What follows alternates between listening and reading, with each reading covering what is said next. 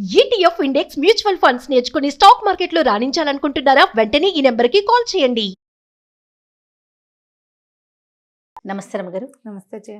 రమగారు, ఇంటికి బంధువులు చుట్టాలు వస్తూ ఉంటారు, పోతూ ఉంటారు, స్నేహితులు. అయితే ప్రతి ప్రతి ఒక్కరికి కొన్ని లిమిట్స్ ఉంటాయి రమగారు. వాటిని క్రాస్ చేయకూడదు. మనం ఎదుటి వ్యక్తి దగ్గర మనం లీనియన్స్ తీసేసుకోకూడదు అంటారు కదా. ఎలా ఉంటారంటే, మీకు ఎంత జీతం వస్తుంది, ఎంత సేవింగ్స్ చేస్తున్నారు, ఏ ఖర్చు ఎక్కడ పెడుతున్నారు, అంతవరకు అదొకటి. తర్వాత ఇంకా పర్సనల్గా వెళ్ళిపోతూ ఉంటారండి. ఎలా అంటే అది ఒకరికొకరు ఎలా ఉంటారు, లేకపోతే పిల్లలు లేరనుకోండి ఎందుకు లేరు అంటే కొంచెము ఫీల్ అవుతారు అనే ఆలోచన కూడా ఉండదు. అలా మాట్లాడేస్తూ ఉంటారు. ఇది కరెక్ట్ కాదు కదా అనిపిస్తూ ఉంటుంది. అంటే చెప్పే పద్ధతి ఒకటి ఉంటుంది కదా, ఒక వ్యక్తి మీద మనకు ఒక అభిప్రాయం ఉంటుంది కదా. ఏదంటే చూడండి, ఉంగరం చేతి మొట్టినా కూడా ఏమనిపించదట అట్లా కాదా రమ్మగారు? కాలాన్ని బట్టి కదా జయ. ఇప్పుడు పాత రోజుల్లో మనకి కుటుంబాలు పెద్ద ఉండేటప్పుడు అవును, పిల్లలు ఆనుపాను కష్టం సుఖం ఎవరు కనుక్కుంటారు? చుట్టాలు కాకపోతే చెప్పు. సరే కనుక్కుంటారు. మన కష్టం సుఖం, మనం కష్టం నిష్ఠూరం. నువ్వు అక్కడ ఉద్యోగం చేస్తున్నావు, నువ్వు ఇబ్బంది పడుతున్నావు, నీ సంగతి తెలిస్తేనే కదా ఇంకొకళ్ళకి ఇంకో సలహా వచ్చేది. నీకు అడగాలిగా. ఓకే, మీరు చెప్తుంటే అవును అనిపిస్తుంది. నన్ను కనుక్కోరా ఎవరు, నేను ఎంత కష్టపడతాను, నన్ను ఎవడు అడగడా? ఎవ్వరు నన్ను పట్టించుకోలేదు అని ఏడుస్తున్నామా లేదా మనం ఇప్పుడు? ఖచ్చితంగా. ఈ సెంటెన్స్, నన్ను ఎవరు పట్టించుకోవట్లేదు అనే సెంటెన్స్ లేని అంటే జీవితం ఉంది కాదు. ఉండు, ఇది అయ్యాక అప్పుడు నువ్వు అంటే అందుగా కాదు రమ్మగారు, కాదు, యాక్సెప్ట్ చేయండి. ఎందుకంటే ఫ్యామిలీ మెంబర్స్ మాత్రమే మనం కోరుకుంటాం, వాళ్ళు మనల్ని పట్టించుకోవట్లేదు అని. బయట వాళ్ళు కూడా కోరుకుంటామా? బయట వాళ్ళు ఏంటి, చుట్టాలంటే ఎంతమంది? 50 మంది ఉన్నారా మాకున్నట్టు నీకు? అంతే మా అసలు చెప్పు. నీకు చుట్టాలు తక్కువ, మీకు ఉన్నది ఎవరు? మహా ఉంటే ఇప్పుడు ఓ మామయ్యో, ఓ బాబాయో, ఓ పిన్నో, ఒక మేనత్తో ఉంటారు. ఇప్పుడు మనం ఏం చేస్తున్నామంటే అందరితోటి హాయ్ హలోలతోటే ఉంటున్నాం అంతే. వాళ్ళు మనము మింగిల్ అవ్వటం లేదమ్మా. ఇదివరకటి సమాజం ఎలా ఉండేది? మన కష్టం నిష్ఠూరం, మన కుటుంబంలో వాడు వీడు అని తాతలు ముత్తాత అన్నదమ్ములైన వాళ్ళు కూడా కనుక్కునేవాళ్ళు. తాతలు అన్నదమ్ములు పిల్లలు కూడా కలిసి ఉండేవాళ్ళు. ఒకళ్ళు కనుక్కోవాలి కష్టం. వాడు ఏదో చిన్న దాంతో ఎవరే ఎందుకురా ఆ ఊళ్ళో కష్టపడ్డాం, మా ఊళ్ళో రా, మాకు ఇక్కడ అవకాశాలు ఉన్నాయి అని పిలుచుకెళ్ళేవాళ్ళు. ముత్తాతలు అన్నదమ్ములైన ఇళ్లల్లో కూడా ఇట్లా వీళ్ళకి కొత్త జీవితం. ఫలానా పిల్లాడు, వాడు మావాడే, మా ఇంటి పేరు వాడు, వాడి మొహం కూడా తెలియదు, వాడిని ఇంత అడ్డాల్లో వాడిని చిన్నప్పుడు చూశానంట ఇంతప్పుడు. అవునవును. వాడికి ఇప్పుడు 25 ఏళ్ళు ఉంటే వాడికి పెళ్లి సంబంధం చెప్తారు. ఇలా కుదిరేది ఇది వరకు. మనం ఏం చేసామంటే ఈ తాతల్ని ముత్తాతల్ని కత్తిరించి అవతల బారేసాం. వాళ్ళు ఎవరు లేరు మనకు అక్కర్లా. మనము మన అమ్మ నాన్న, మా నాయన వాళ్ళ అమ్మ నాన్న, అప్పుడప్పుడు వాళ్ళమ్మ నాన్నకో మనమ్మ నాన్నకో కూడా కత్తెరలు పడుతున్నాయి. అది అవుతుంది. ఈ చిన్న సమాజం, ఒక నలుగురు లేదా ముగ్గురే మన సమాజంగా ఉన్నాం. ఈ చిన్న సమాజంలో బాబు నీకు ఎంతమ్మా జీతం అని అడిగితే మండిపోతుంది. వీళ్ళకెందుకు, వారసావు తీరుస్తావు బోడి అనిపిస్తుంది. అక్కడి నుంచి పిల్లలు లేరు. ఇప్పుడు నాబట్టి వాళ్ళు అడగరా ఇందుకు ఎంతమంది అమ్మా పిల్లలు అని అడుగుతాం కదా. నేను కూడా అప్పుడప్పుడు అందరినీ అడగను. ఎవరైనా నాకు అనుకుంటే మీకెంతమంది అని అడుగుతాను. అడగకూడదని అర్థమైంది నాకు కూడా. నాకంటే సీనియర్లకి ఎప్పుడో తలకాయలు బొప్పులు కట్టేసి వాళ్ళకి ఇంకా అర్థమైంది. పిల్లలు ఎంతమంది అమ్మా, మీరు ఎంతమంది పిల్లలు అని అడగటం. ఇప్పుడు బస్సు ప్రయాణం చేసినా మీరేమిట్లు అని అడగకుండా ఉండేవాళ్ళు కాదు జయ. ఇది వరకు హైదరాబాద్ నుంచి బందర్ వెళ్ళటానికి బస్సు ఎక్కితే పిల్లాడిని ఒళ్ళో పెట్టుకుంటే అమ్మా వేమరమ్మ వెళ్ళే కనిపిస్తున్నావు, ఏ ఊరు, లేదా మన రాజులైనా అని అడిగేవాళ్ళు. అడగటం. అక్కడి నుంచి మీరు ఎంతమంది, నీకు ఎంతమంది పిల్లలు, పుట్టింటికి వెళ్తున్నావా, ఏమ్మా ఆస్తి స్వాస్తి ఇచ్చారా నీకు ఏమైనా?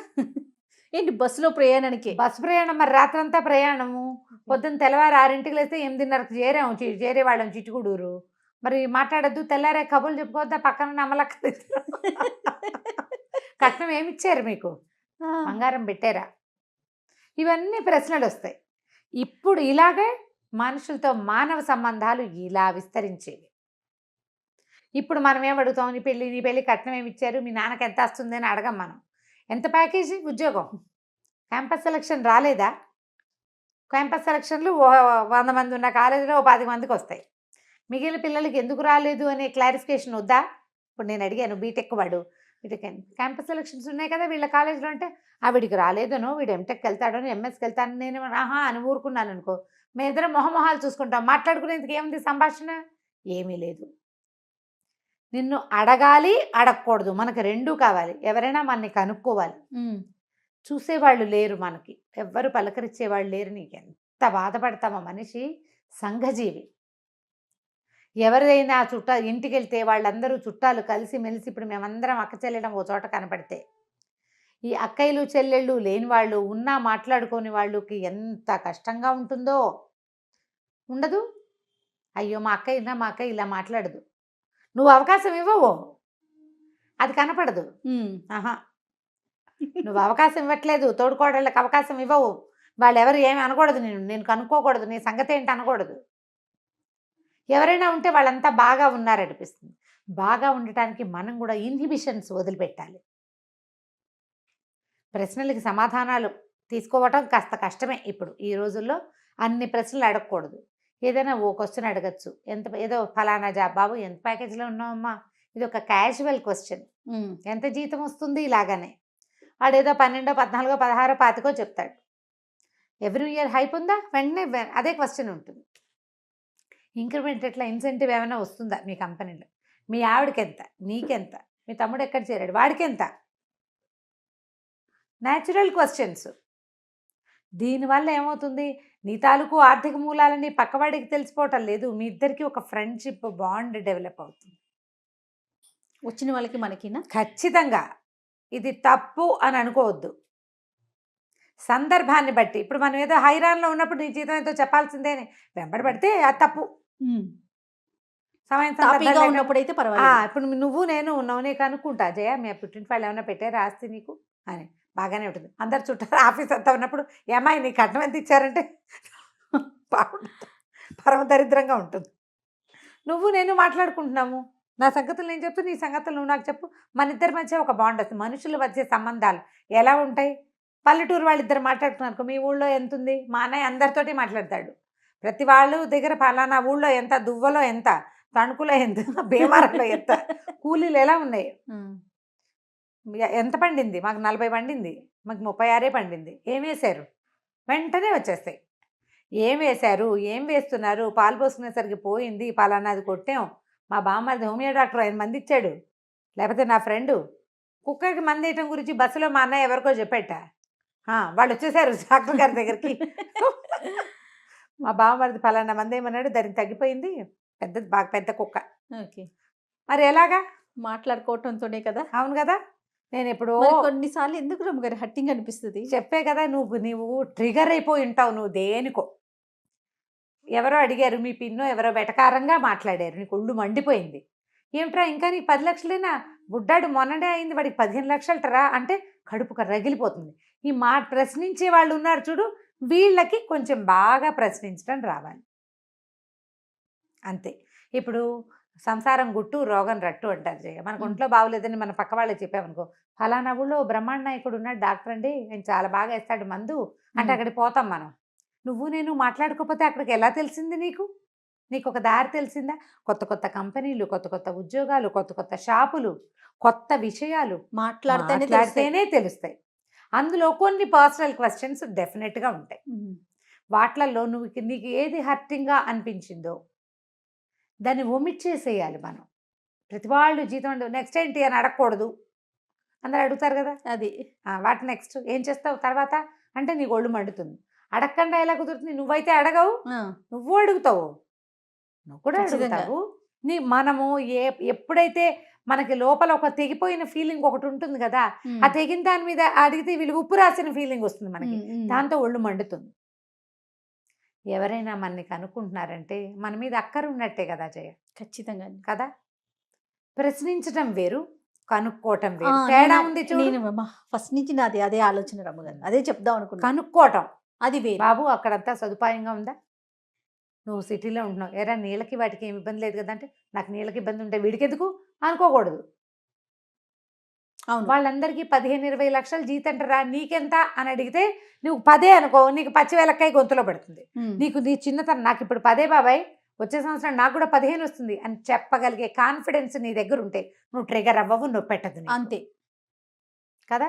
అవునండి. నీ దాని పట్ల నీకు కించం ఉండకూడదు. పిల్లలు కలగల 5 సంవత్సరాలు అయింది, పిల్లలు లేరు, ఇంకా లేరా ఇంకా లేవు నేను కూడా అడుగుతాం కదా జయ ఆ, న్యాచురల్ ఇప్పుడు మనం పెళ్లి ఎన్నాళ్ళైంది కాని పిల్లలందరికీ పెళ్ళై? ఏం చెప్తున్నాము, నెక్స్ట్ ఇయర్ కల్లా పెళ్లి దండం పెట్టిన వాడికి ఇవాళ చిరంజీవ రేపటి వచ్చే సంవత్సరం పెళ్లి చేసుకో అదే అంతే కదా. అంతే.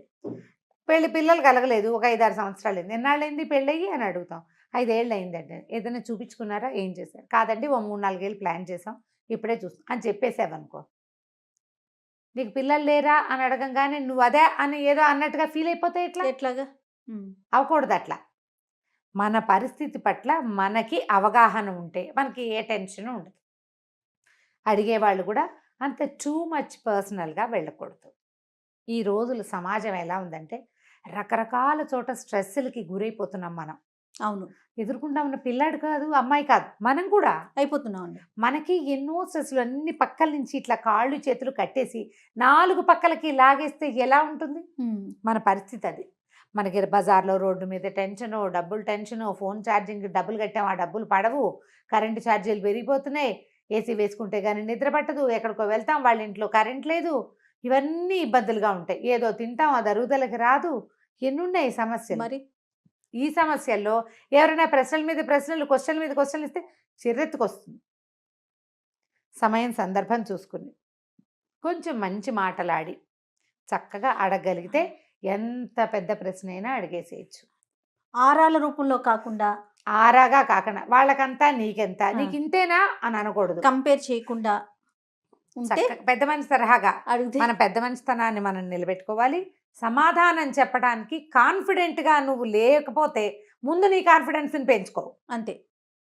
నీకు 5 లక్షలు అయితే 3,000 జీతం, ఇవాళ 3,000కి చేరాను, మీదటికి మారుతానని చెప్పగలిగే కాన్ఫిడెన్స్ నీకుంటే ఏ పేదతనము లేదమ్మా. ఏ అంకైనా రోజుకు రోజులు ప్లస్ అయినట్టే అంకెలు పెరుగుతాయి. అంతే. అవునండి. జీవితం పెరుగుతుంది. 5 ఏళ్ళకి పుట్టిన పిల్లలు 6 ఏటికి పెడతారు. ఉమ్, అంతే. ఆస్తులు లేవు ఇవాళ కాకపోతే రేపు వస్తుంది. నందో రాజా భవిష్యత్తు, రేపొద్దున నందుడు రాజు అయిపోవచ్చు, మనకేం తెలుసు? నువ్వేమవుతావో నీకు తెలీదు, నాకు తెలియదు. అంతే కదా రమ్మగారు. ఎవడైనా అంతే. కాన్ఫిడెంట్గా ఉండాలి.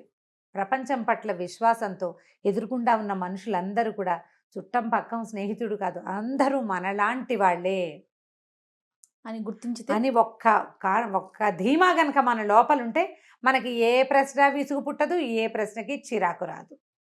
పర్సనల్గా వెళ్ళిపోయినా దాన్ని కట్ చేయడం నేర్చుకుంటాం. క్రాప్ చేయాలి. ఫోటోలు చూడు, ఇంత పేద ఫోటోలు ఇంత చిన్న చేయట్లా మనం. దీన్ని కూడా క్రాప్ చేసేయటమే. అంతే, చేసేసామా హాయిగా ఉంటాం, టెన్షన్ ఉండదు ఇంకా. ఎస్, రైట్ రమ్మగారు. నమస్తే. నమస్తే.